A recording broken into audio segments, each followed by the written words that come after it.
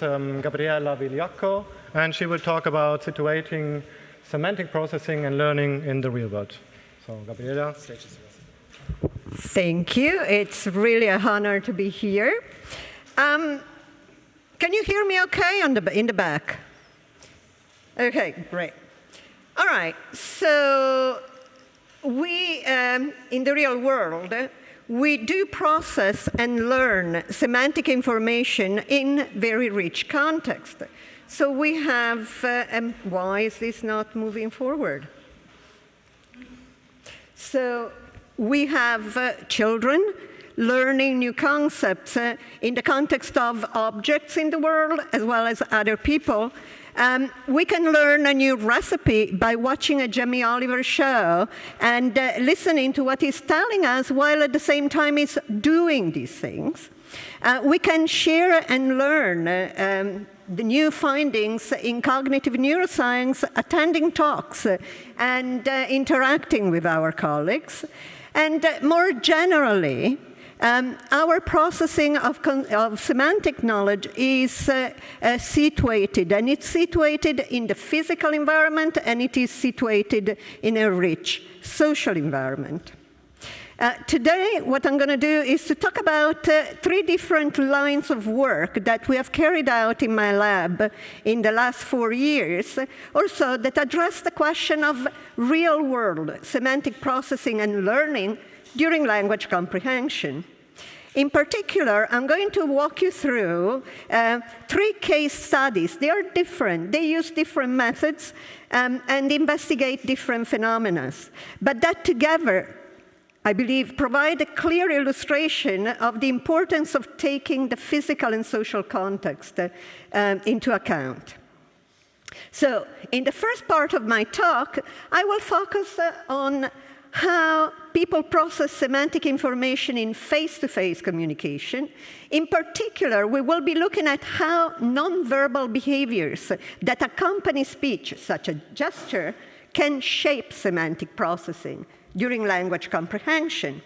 Then I'll switch gears and tell you about work that focused on semantic processing during movie watching and asks whether and how semantic processing for words changing depending upon what's there also on the visual scene.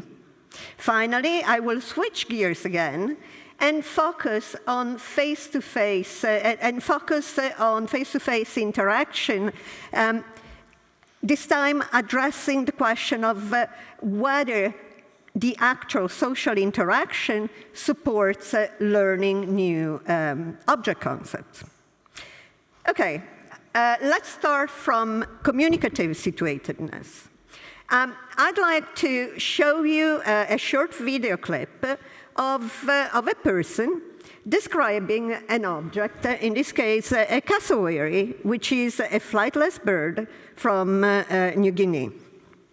And I'd like you to pay attention, yes, to what this person is saying, but also to the other stuff that she's doing. They've got like massive claws on their feet, so they only eat like, yeah, so they only actually eat like fruit, like big fruit, but they use it to slice it open, and they're the main way that like big fruit with big seeds, like they're the only birds that can eat seeds that big and stuff, so the only way they get dispersed. But it means that obviously if you get cut by the claws, they can be deadly because they're really sharp and then on these massive bird feet. Yeah. So she was really engaged, and as you could see, I mean, she did a lot in addition to describing this animal. She's moved her head, she's moved her body, and in particular, she has moved her hands quite a bit. And she produced a number of gestures. Among these gestures, there were a number that were, in fact, meaningful.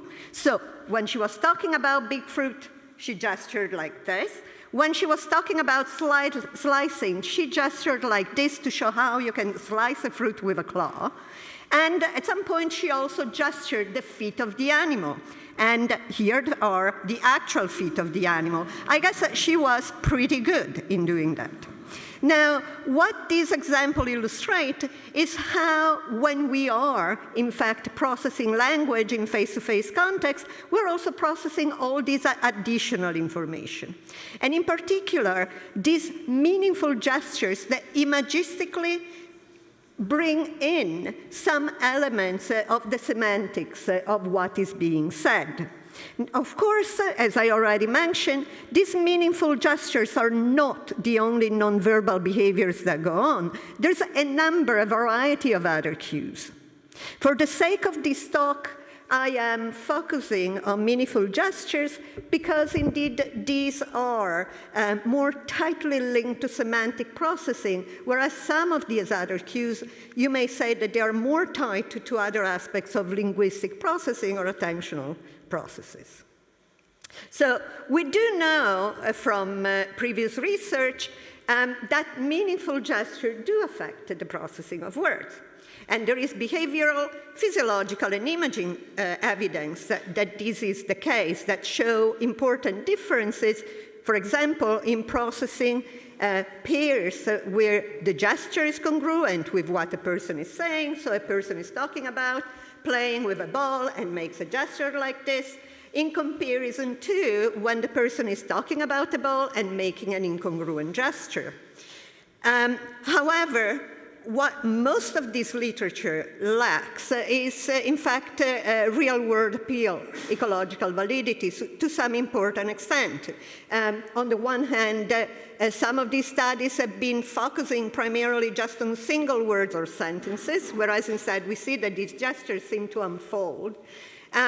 Also, a large number of these studies have been focusing on using gestures that are staged, and they are kind of extracted away from everything else that is correlated with them and that goes on in naturalistic, in real-world language comprehension and semantic processing.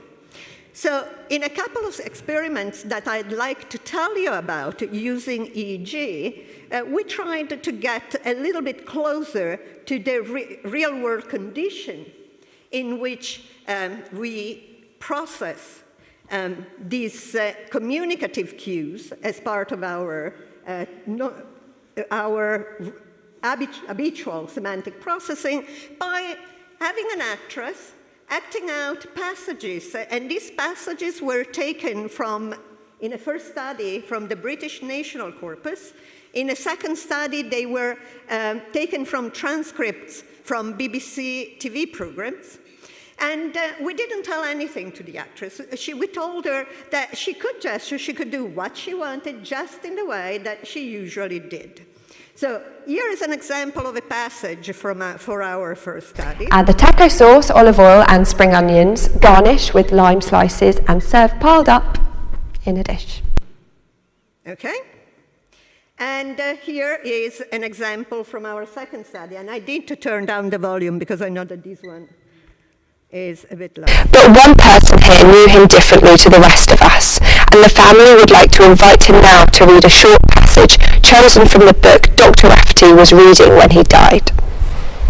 Okay, so as you can see, sorry. Okay, can you hear me now on the back? Is that okay? As you can see, yes, she is producing a variety of gestures. She's producing this meaningful gesture in the context of these other gestures.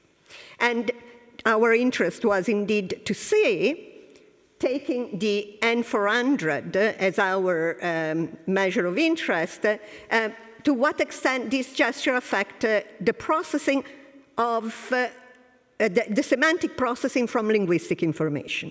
So we know from a very long time that the N400 is a biological marker, a biological marker of semantic integration, semantic predictions. So for typically the N400 is larger when we encounter a word that is less predictable in previous context, and it's smaller when we encounter a word that is more predictable in previous contexts.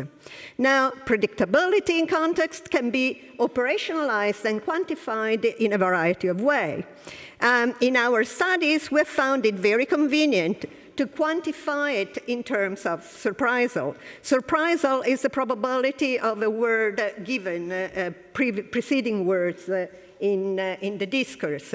And it can be quantified using computational language models trained on large corpora, and can be quantified using a variety of different computational models, from very simple that only take into account a very small context, previous context, to much more complex models like transformers model that take into account a huge context and plus use a variety of other tricks.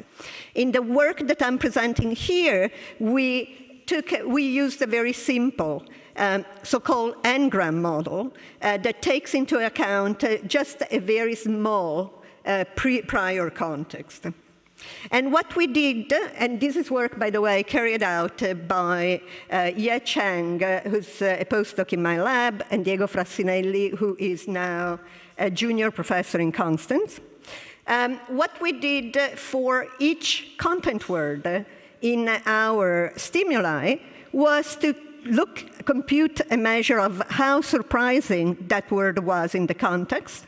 And then for each of these words, we annotated the presence for meaningful gesture, as well as for a variety of other cues. In addition, that I'm not going to be talking about today. In addition to the meaningful gesture, though, I just would like to note another type of gestures that occur quite often, especially when you have someone speaking to a group of people. These are beat gestures. And beat gestures are rhythmic gestures. They are kind of time-locked to the rhythm of the speech, but do not carry semantic information. Okay, so the first thing we did was to establish what is the time window in which surprisal, namely the predictability of words in context, had an effect in our stimuli. Because at the time we did this work, nobody has looked at the N400 in audiovisual material, so we needed to see. And what we found was, in both studies, that about between 300 and 600 milliseconds, we have that less predictable words induced a larger N400. Then what we did is to take the EEG signal in this time window and then look at whether within that time window our meaningful gestures have an effect or not. And here are the results for the meaningful gesture. By the way, I don't know how many of you do ERP research. I plot positive up, not down. So first of all, if you look at the two first graphs, there, what you see is that there is less of an N400 overall when there are meaningful gestures than when there are no meaningful gestures.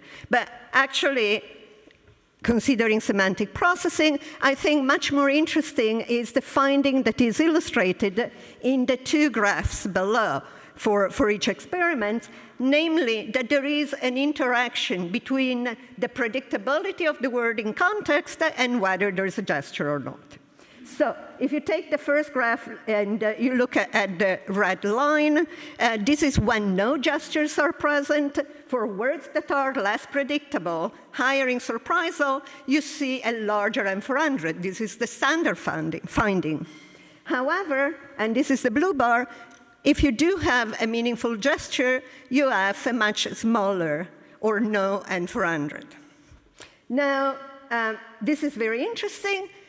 The situation is very different if we look at beat gestures. Here, the presence of beat gesture actually renders the N400 more negative. And we see it just as a main effect. And again, more interestingly, we see this in interaction with surprisal. So for words that are less predictable, if these are accompanied by a beat gesture, they elicit an even larger N400. So what this suggests is indeed that potentially two distinct type of mechanisms are at place when we are processing the discourse, with meaningful gestures indeed being integrated in the semantic representation of what is being said, whereas instead beat gesture affect a completely different process, and we're exploring to what extent entrainment may be a way to understand this process better. But in general, what we can say is that indeed what gestures do is to change the way in which we process words in context. Now, gestures are just one type of behavior within the communicative context. And we can also look at the communicative context as a whole in a slightly different way. This is work that has been carried out by Pranava Mathyasta and Yat Cheng that looks at this question from a slightly different perspective. So, as I mentioned before, surprisal can be computed in different ways, using models that vary both with respect to the amount of context that they use in order to compute the measure, as well as in other assumptions. So, n-gram models differ with respect to how many prior works are being used in predicting the word. Transformer model take into account the whole context they are trained in, plus they have many more hidden layers, plus they also have an attentional mechanism. So they are very different type of models. What we can ask, however, whether the goodness of fit of these surprisal measures changes or whether all these different surprisal measures are equally good at predicting audiovisual material. So what we did here was to indeed derive surprisal measures from different models, and in particular, different n-gram models that take into account an increasing number of words in the context, and then two transformer model, of course, GPT, because nowadays you need to use GPT in some way. Okay, and then what we did was to look at how these measures fit the N400 data for the audiovisual data that I just showed you, and then also for another set of data that we collected where we had people just listen to the passages with a still image of the speaker, but they didn't have all the multimodal communicative cues. Okay, here are the results with respect to the fit when we are just looking at the audio materials. As you can see, and perhaps unsurprisingly, the more complex, the more kind of modern the model is, the better the performance. What to us was really surprising is that actually that's very good for audio only, that is more strictly linguistic material. But the moment in which you are putting in the visual context, things change quite a lot. This is new work. We still don't know exactly why this is the case. One hypothesis that we're pursuing is that perhaps what the audiovisual material does is to change the processing window on which we are, in fact, doing the semantic processing, reducing it. And therefore, models that actually do not take much more than just a very small amount of context work better than models that take a lot of context into account. But again, this is for future work. So let me just sum up this part of my talk. What we have seen is that communicative context changes the semantic processing of words. And in particular, we've seen that communicative nonverbal behaviors, like gestures, play a core role in semantic processing.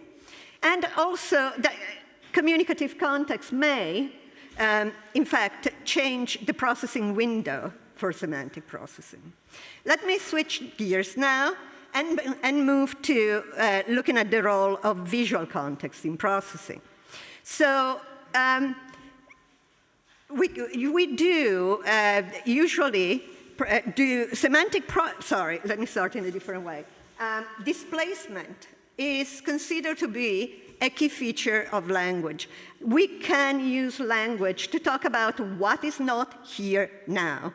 And that's fundamental, and that's what we do a lot of the time. But of course, also a lot of the time, we talk about what is in front of our noses. Now, a question we thought to address is to what extent how the semantic processing will differ depending upon whether we are talking about or processing language about something that is visually available, or whether instead we're processing language about something that is not visually available. And we thought that this question was particularly interesting to address in the context of the distinction between concrete and abstract words. Because in a sense, we know that concrete words more directly refer to things in the visual scene than abstract concepts can. But still, of course, we can use language that is either abstract or either concrete in situated as well as in displaced contexts. So, in order to address these in a way that is ecologically valid, what we thought of doing was to investigate how context modulate brain activity in people watching movies. In particular, I also should say this work is very exploratory and somewhat preliminary, so do not crucify me on it. Okay. This work has been carried out by Victor Koenig, who is right here, and is a PhD student in my lab, and in collaboration with Jeremy Skipper. So here, we addressed three questions. The first question is, what are the context-free, across-context representations for concrete and abstract words in naturalistic processing?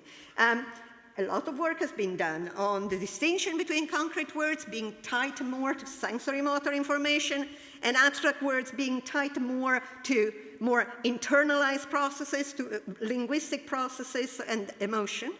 But do we see this also in naturalistic processing? Then we ask, what is the impact of visual context on this distinction? And finally, how similar are the context-dependent representation to the context-free or across-context representations.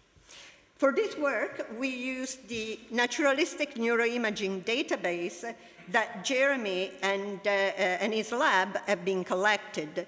These include data from 86 people watching 1 of 10 different popular movies. The data as part of the database has been pre-processed, and also the movies have been annotated in very useful ways. So each word has been transcribed and time-locked to their onset in the speech. And also then for each frame, object labels have been extracted that correspond to what is in the scene. The first analysis we carry out is to look at the difference in processing concrete and abstract words across context. And this analysis used a relatively large set of concrete and abstract words per each movies that were selected on the basis of their concreteness and control for frequency and for length. We used the deconvolution analysis where we also included amplitude modulators for luminance, duration, and loudness in order to control for some of the lower level aspects, differences in the movies. Here are the different activations for concrete and abstract words, as well as the overlap that we found in this first analysis. So as you can see, the processing of concrete words is associated with multiple regions that are also involved in sensory-motor processing, including the visual system and the right frontal motor system. And the processing of abstract words is far more distributed, and it's associated with regions that are typically associated with internalized processing, like interoception, emotional processing, autobiographical memory, and so forth. So in a sense, what we have here is a not too bad result for doing this out of the movies, I would say. The next step we did was to look more in depth to the type of features that the different words, concrete and abstract, across all concepts still, were activating. And we did this in a follow-up analysis, looking at which features are more represented at peaks of the activation in comparison to valleys. And this was done in the following way. For each cluster that we saw before, we extracted the average time series. Then for each time series, we identified the peaks and the valleys. Then we time-locked to the peaks and the valleys our words, shifted. And then what we did was to assess what sensory and motor and affective dimensions are prevalent for words that at peaks rather than at valley. And the assumption is that at peaks, because there's more activity, it means that that specific region will be more engaged in processing those specific features. With respect to the features we used, I've listed them there. They are taken, the sensory motor features are taken from the Lancaster norms. And then to those, we also add norms for valence and arousal. And here is a representation of the results from these analyses. As you can see, here you have just number of clusters and how important those features are. As you can see, for concrete clusters, the features are more important, are very much sensory motor. For abstract clusters, in these analyses, remember in these analyses we don't have much in terms of autobiographical processes and things like that. So what we do see is that valence and auditory features are more important. And then for both, we see that mouth is important, presumably, because of its association with language. Okay, so far so good. What we see here is that indeed, if we take naturalistic stimuli and a very ecologically valid context like movie watching, we can in fact kind of replicate to some extent results that we have seen before with respect to the representation of concepts in general. What happens when we bring context in? Well, things get really messy. Okay, but let me first of all tell you how we brought context in. So for each concept that we have, each word that we have, first of all, we extracted a vector from a distributional model in order to represent it. Then what we did was to extract all the labels that were in all the frame for the 2 seconds before a given word, and then to build an average vector that brought together all these calculated average glove vectors from the labels of the objects that were present in the 2 seconds before. And then visual situatedness here is operationalized as the cosine similarity between the average object label vector to the concept vector. Then we turn this variable into a categorical variable, looking at those that were highly situated versus those that were displaced.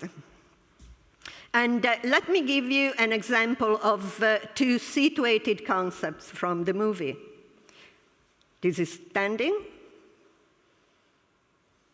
There's no audio, so I don't need to control things.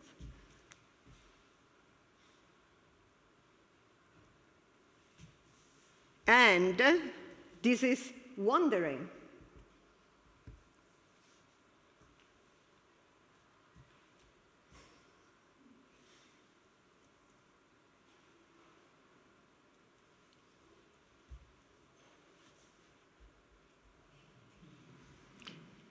Okay, so we carried out an analysis that was, oops, you shouldn't be able to see that quite yet, but it doesn't matter. We carried out an analysis that was like the previous one, where we also added a situatedness factor.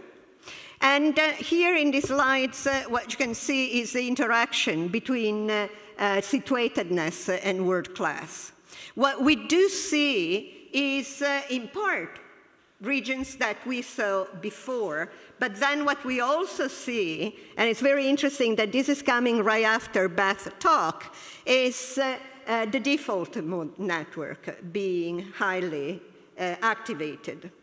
And in particular, because of Beth's talk, here I'm showing you a breakdown of the different activations for abstract and concrete in situated and displaced condition.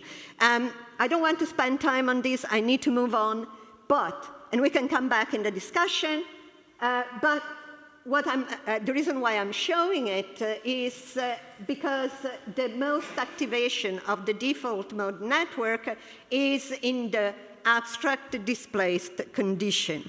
That, surprisingly, because usually it doesn't work that way, but it just follows from what Beth has said before. Okay,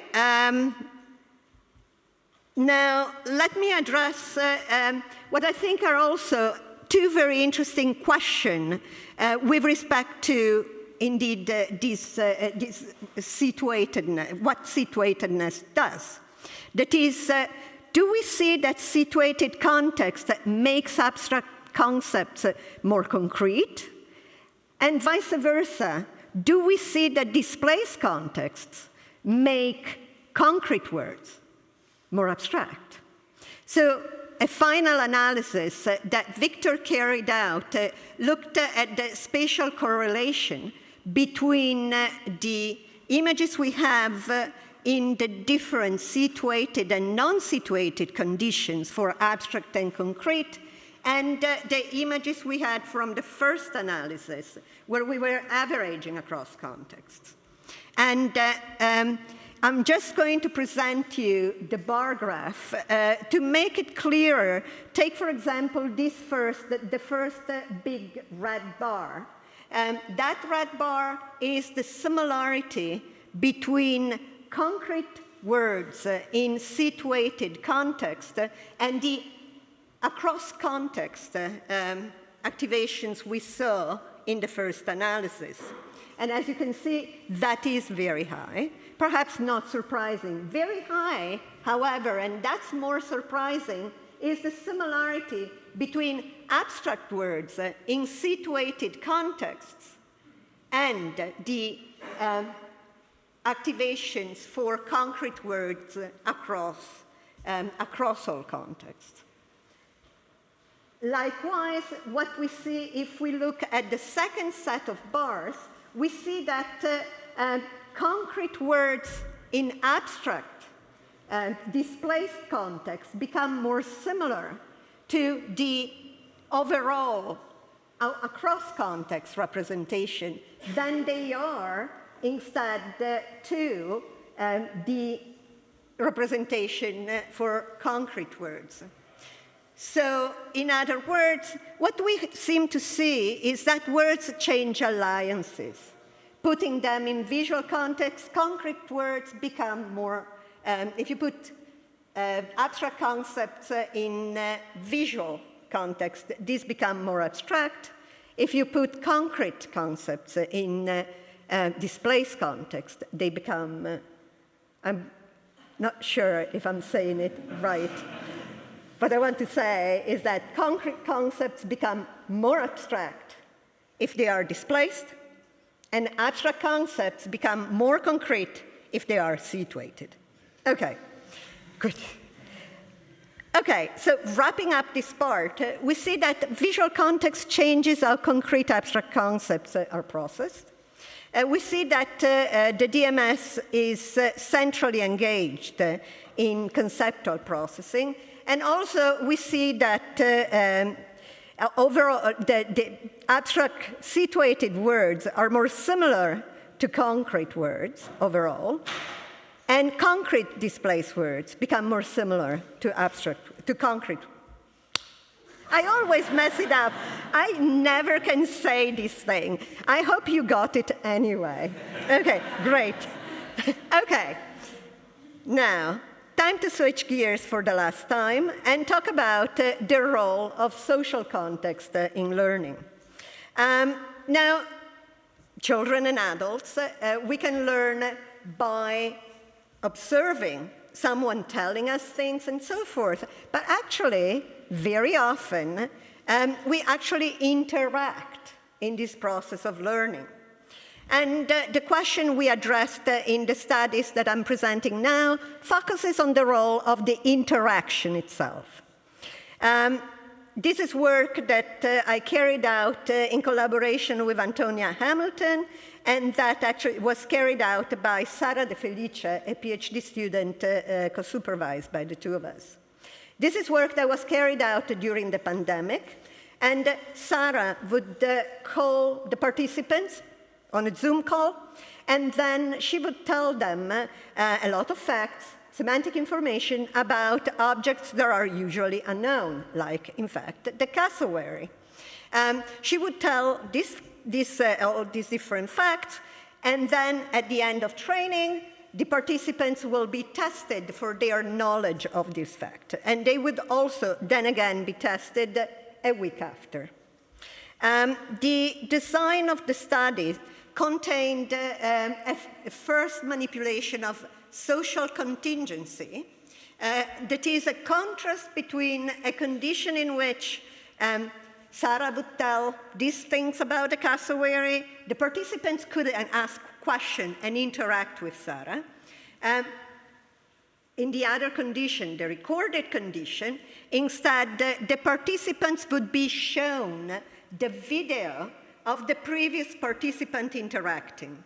So in this case, there wouldn't be any interaction, but the type of information would be exactly the same, which, by the way, is a criticism that applies to a number of studies in this area that usually look at comparison between interactive learning versus observational learning, but they do not control so tightly with respect to what is the information and how it is delivered in the two contexts.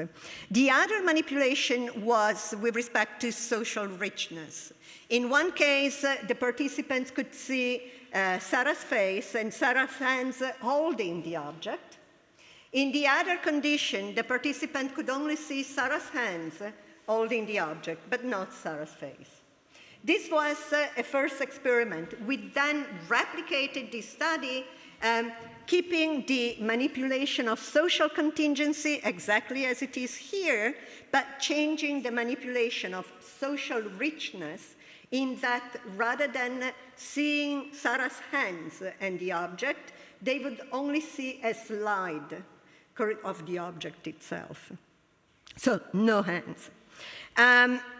Okay, so here are the results for the first study. As you can see, what we found is a clear effect of social contingency, with people learning better, in fact, in the interactive learning than in the observational, than in the recorded session. We also saw an interaction with social richness, such that in the recorded session, participants did worse when they could only see Sara's hands. and not Sarah's face. This is experiment 1, and in experiment 2, we replicated the effect of social contingency with people learning better in interaction in comparison to in the recording setting. Here, we also saw an interaction with social richness, such that when the interaction was not live, people actually learned better if they could see the slide rather than Sarah. Now, this is somewhat more of an exploratory finding. We didn't have any clear, strong prediction with respect to any effect of type of material, and this will need to be followed up. But for our purposes, I think that the key finding here is that indeed social interaction does impact concept learning. And what these findings suggest is that, in fact, social context enhances learning of object concepts, and as Sarah likes to put it, learning with others is better than learning from others. And also, because we observe, because of this difference, let me put it differently. This difference is in line with theories that differentiate between posit different mechanisms, neural mechanisms as well as psychological mechanisms for interactional learning as well, or observational learning. Okay, so what I've done through this talk is to show you how 3 key dimensions of our habitual, our everyday, our real world semantic processing and learning actually impact the type of window of which we do the learning, the type of processes that we put at play, and in general have an important role. However, so while I was writing this talk, I kept hearing at the back of my head the voice of Tim Shallis, who's my dear long-term mentor, and actually the voice of also some people in this room, and perhaps most of all Sharon's. And I'm pointing at her because she wrote a great paper on the role of concept that actually influenced the way I've been thinking about them, saying something along the lines, Gabriella, we have known that context matters for the past 40 years. Are you just showing us more context effects? I would argue that, well, there are so many interesting things in the findings that I am presenting you. But overall, yes, these are more context effects. However, you know, these are effects that are related to really key dimensions, I think, of real-world semantic processing that matter both at the moment of processing, but also matter very much during the learning. And I do not believe that we can just neglect them. And I'll stop here.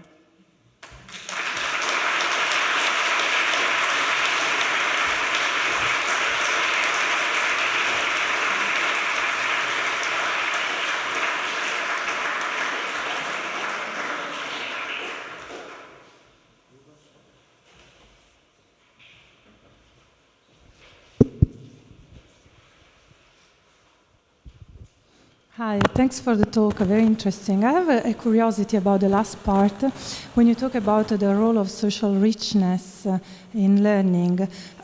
So I'm aware of this rich literature on ostension by Gergo Chibra, Yuri Gergely, who show that, in fact, infants learn better when there are some ostensive cues, such as eye gaze, pointing, all these kind of things.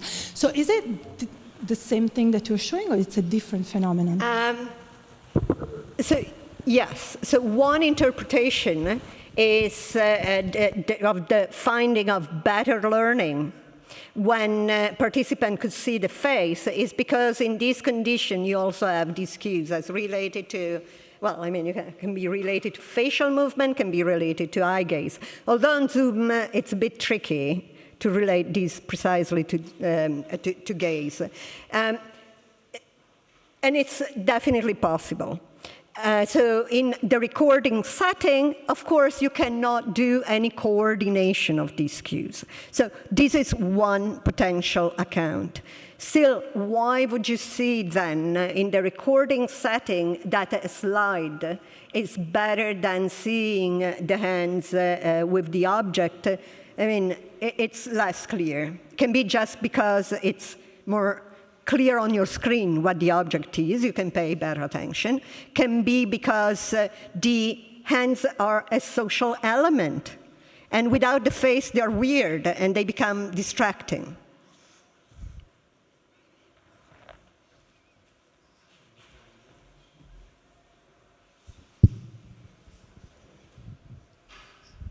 Great, thanks for a good talk. Could you just, for my question, go to the summary slide, like the conclusions?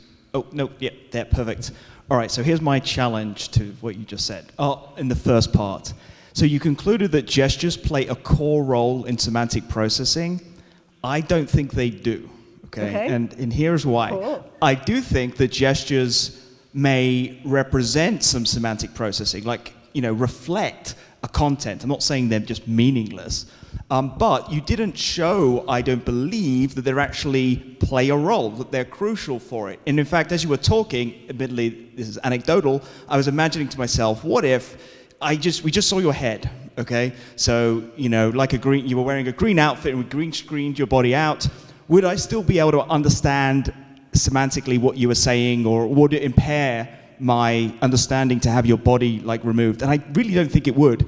Now, your lips, all of our lips are really helpful for understanding speech. So that is something different. But that also is a difference between the audio and the audiovisual. The audiovisual has the person's kind of lips, which I personally wouldn't kind of think of as gesture. That thing feels like something else. So I guess there's a lot there, but my point is, do you push back on me when I say I haven't been convinced that gestures play a core role? Yes, I am going to push back on you. I look forward to it. I look forward to it.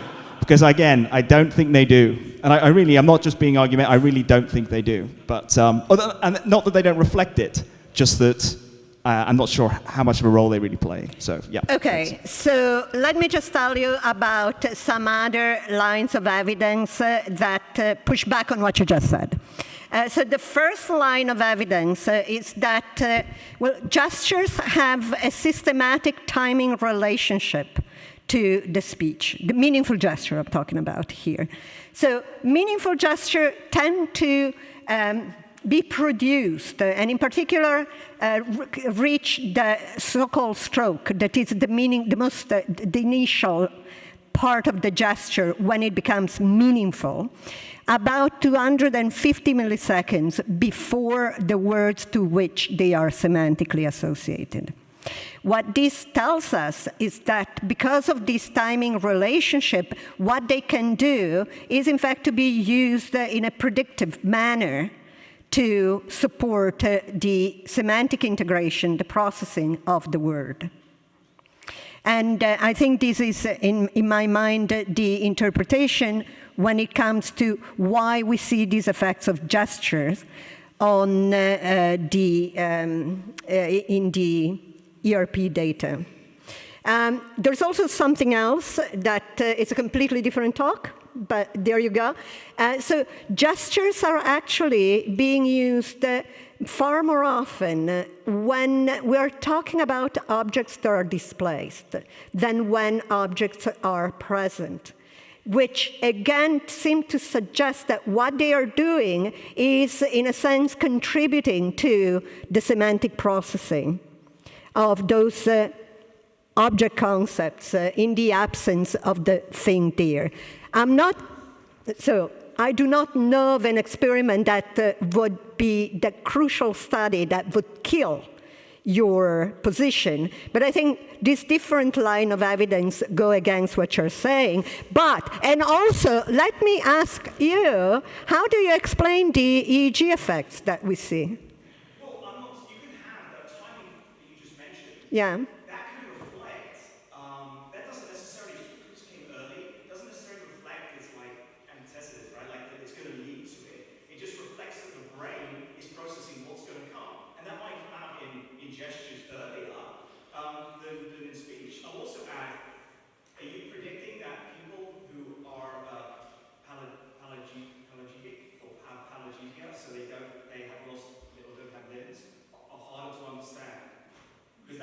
No, I mean, but the point is, well, we don't know, right?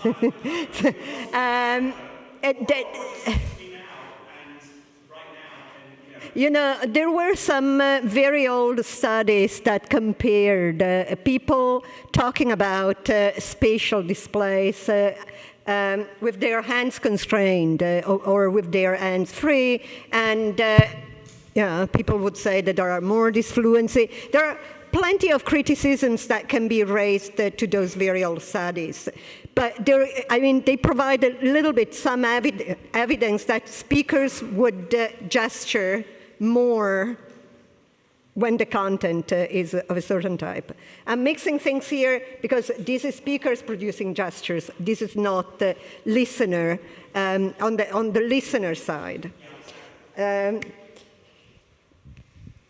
But you are also mixing things because you are talking about the I don't know how to say it, not being able to be understood so clearly.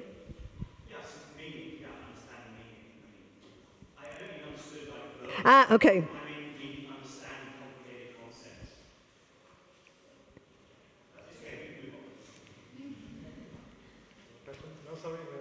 Where do people stand on this question?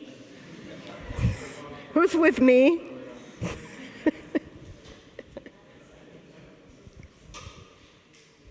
Yeah, just a brief comment on that. Like maybe it's an individual question, subject. That's like gestures may be important for not only or maybe not exclusively to understanding, but for expressing the thoughts. And I don't know how about you, but like let's say we have different visual imagery, capacity to visual imagery, and maybe we are differently prone to use gestures for communication. Because like if someone grabs my hands when I'm in the middle of a thought, then I lose the thought and I'm not able to express myself.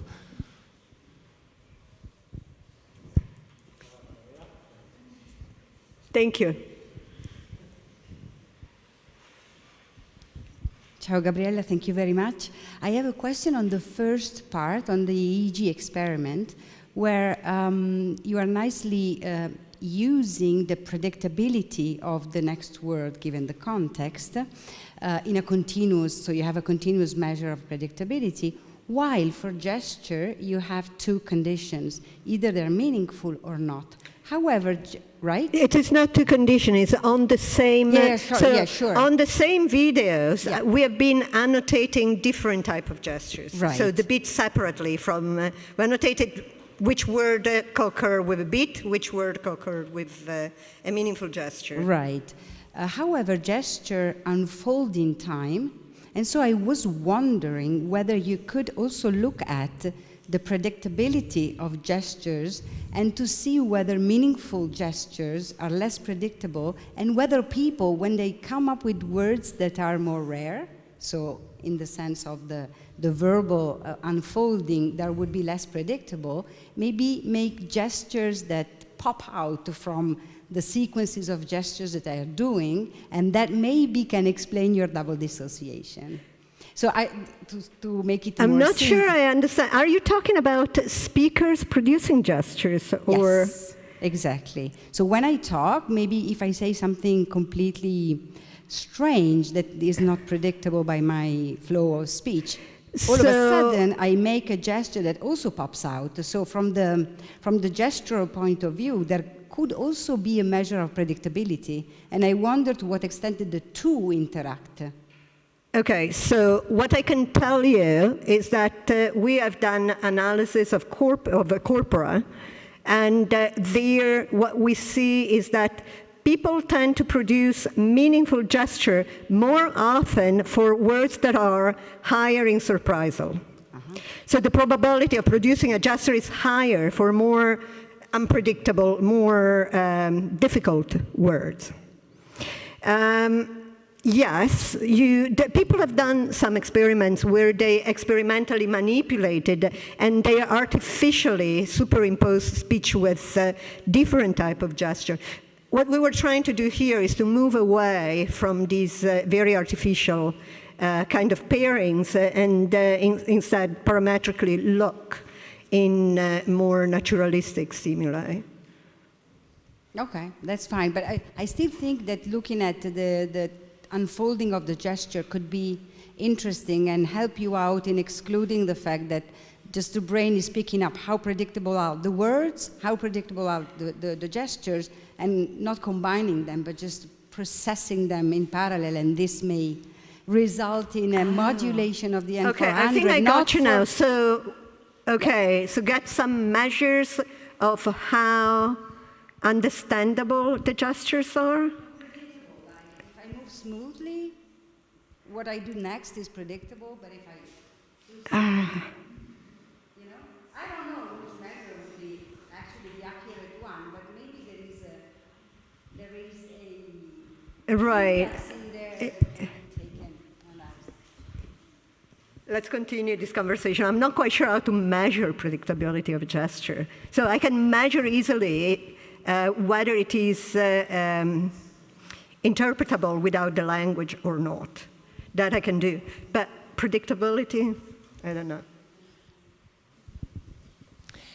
Thanks for a great concluding talk for our day today.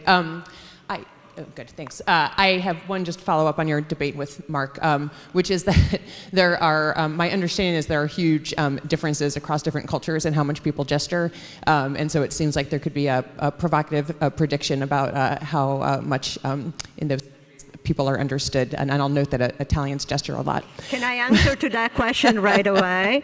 Okay, these are Brits participants, and in our corpus, there's about, on average, 25-30% of their utterances contain gesture. So that's non-negligible. Yeah. Okay. Anyway, my actual comment is... for Americans would be even more, probably. For Italians, even more. That's what I'm saying. I'm saying there might be a reason you favor this hypothesis. I'm kidding. So I want to talk about the abstract situated words being more similar to concrete words. And I'm absolutely not going to ask you to repeat the summary again. I would get totally tongue-tied. No, we're going to ask Victor to do it because he can do it. I also didn't understand every step of the analysis that led to that, but I'm just going to take the conclusion for granted in all the ways that you said it. So I don't know that you said how you thought they became more similar, like what was now more similar about them. And it seems like one difference between abstract and concrete words is in kind of the degree of sort of polysemy, or like even for words that aren't homonyms, like there's so many different states that you could be referring to things, and so many different slight nuances. And it seems like once you have an event that you're watching, that takes away that uncertainty for both of them, but the change would be the biggest for abstract. And it seems like one analysis that could test that hypothesis is for every trial, you have the pattern that's evoked by that word, and you have many instances of such patterns for each word, I believe. It seems like you would expect greater variability in the displaced than the situated. Is that an analysis you could, first of all, is that what you think is happening, and is that an analysis you could do? Yeah. If there are enough instances, probably there are. Yeah, another way to get to it is probably to see how to look at what, which we haven't done, and we were thinking of doing in part, Victor has done already, is to look at the discourse and see to what extent that is disambiguating words and predicting the new words and so forth as well. That goes in the same direction. Right. And then you can compare the different instances, in fact. Yeah, because, like we've shown, even with as few as 3 trials for measuring patterns evoked by a word, that measures of semantic variability, from different databases are predictive of neural variability of the patterns.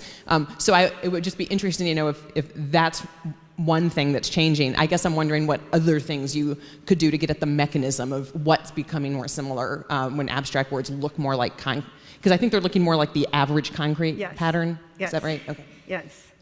Are there other things you have in mind?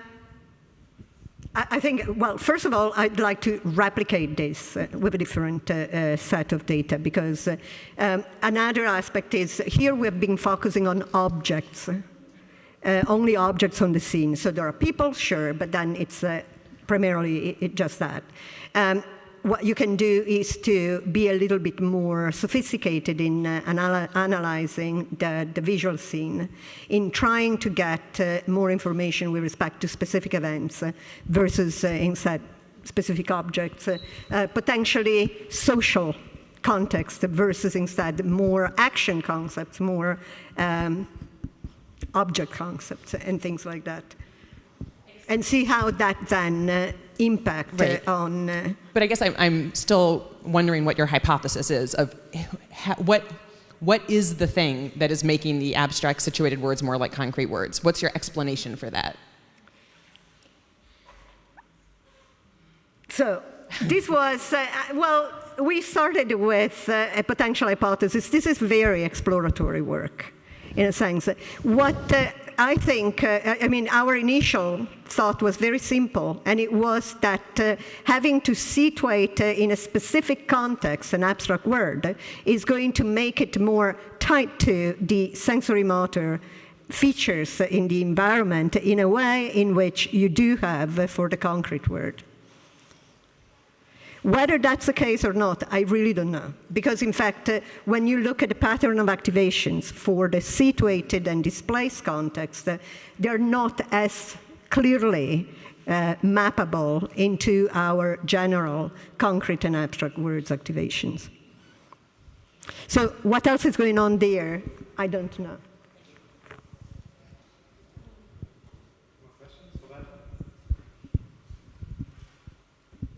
Hi, thanks for the talk. I think I remember that big gestures are much more frequent than iconic gesture or meaningful gestures.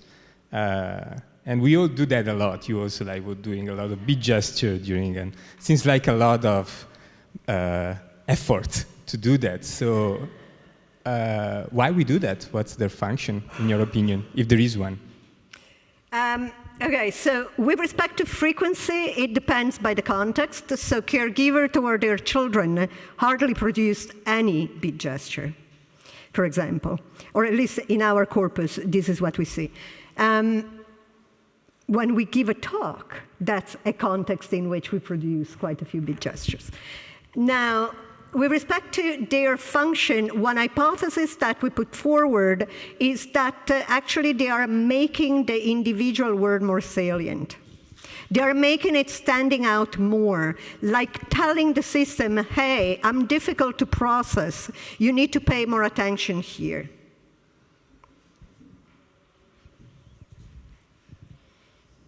Are there more questions?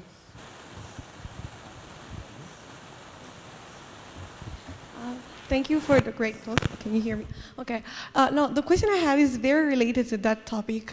Specifically, I was noticing for the visual context and the two videos, the one thing they did have in common is that they both, despite one is showing us more abstract words and one is showing us more concrete words, they were both showing people actually gesturing, so doing something. And my question was about the communicative and the visual level and how they can be related to each other.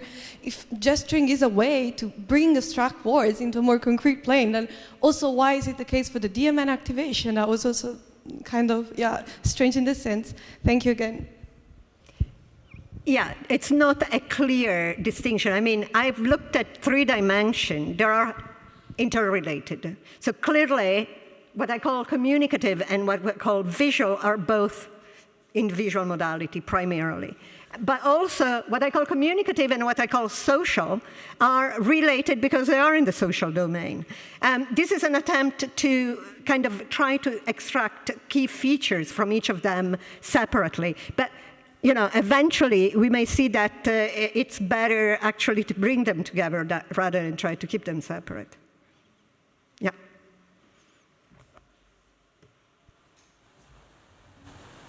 Okay, are there more questions? If not, so then, thank you very much for the lively discussion. And, thank you.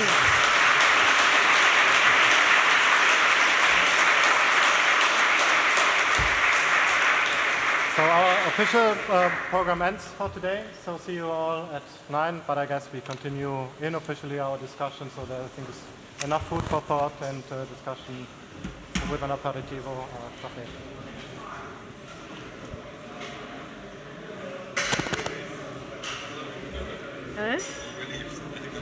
Yeah, I'm ready.